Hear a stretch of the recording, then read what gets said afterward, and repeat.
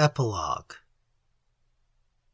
It is unfortunate, or fortunate, that is a matter to be settled by the taste of the reader, that with this episode of the visit to London, all detailed material for the life of Ambrose Merrick comes to an end. Odd scraps of information, stray notes and jottings are all that is available, and the rest of Merrick's life must be left in dim and somewhat legendary outline.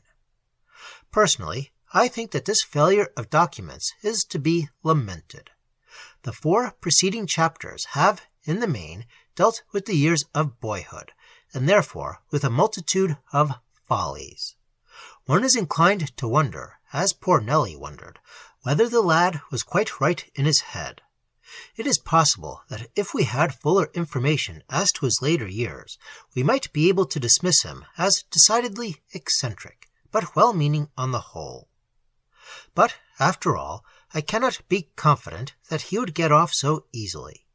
Certainly, he did not repeat the adventure of little Russell Rowe, nor, so far as I am aware, did he address anyone besides his old schoolmaster in a Rabelaisian epistle. There are certain acts of lunacy which are like certain acts of heroism. They are hardly to be achieved twice by the same men. But Merrick continued to do odd things. He became a strolling player instead of becoming a scholar at Balliol. If he had proceeded to the university, he would have encountered the formative and salutary influence of Jowett. He wandered up and down the country for 2 or 3 years with the actors, and writes the following apostrophe to the memory of his old company. I take off my hat when I hear the old music, for I think of the old friends and the old days, of the theatre in the meadows by the sacred river, and the swelling song of the nightingales on sweet spring nights. There is no doubt that we may safely hold with Plato his opinion, and safely may we believe that all brave earthly shows are but broken copies and dim lineaments of immortal things.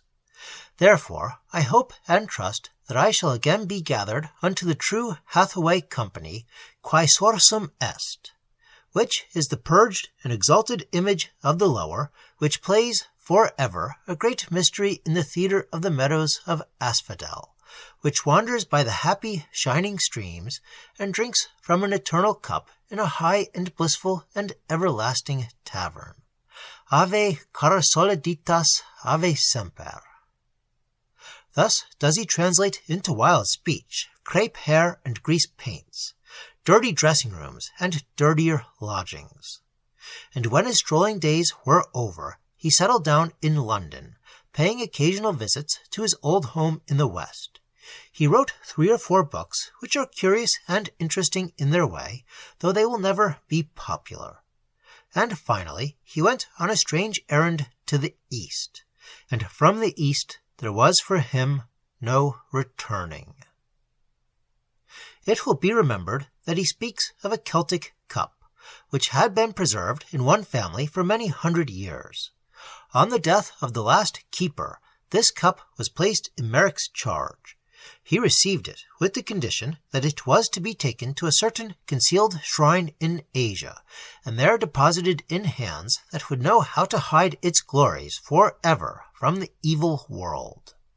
He went on this journey into unknown regions, traveling by ragged roads and mountain passes, by the sandy wilderness and the mighty river, and he forded his way by the quaking and dubious track that winds in and out among the dangers and desolations of the Kevir, the great salt slough. He came at last to the place appointed, and gave the word and the treasure to those who know how to wear a mask and to keep well the things which are committed to them, and then set out on his journey back. He had reached a point not very far from the gates of West, and halted for a day or 2 amongst Christians, being tired out with a weary pilgrimage. But the Turks, or the Kurds, it does not matter which, descended on the place and worked their customary works, and so Ambrose was taken by them. One of the native Christians, who had hidden himself from the miscreants, told afterwards how he saw the stranger Ambrosian brought out, and how they held before him the image of the crucified, that he might spit upon it and trample it under his feet. But he kissed the icon with great joy and penitence and devotion. So they bore him to a tree outside the village, and crucified him there. And after he had hung on the tree some hours, the infidels, enraged, as it is said, by the shining rapture of his face, killed him with their spears. It was in this manner that Ambrose Merrick gained red martyrdom, and achieved the most glorious quest and adventure of the San Graal.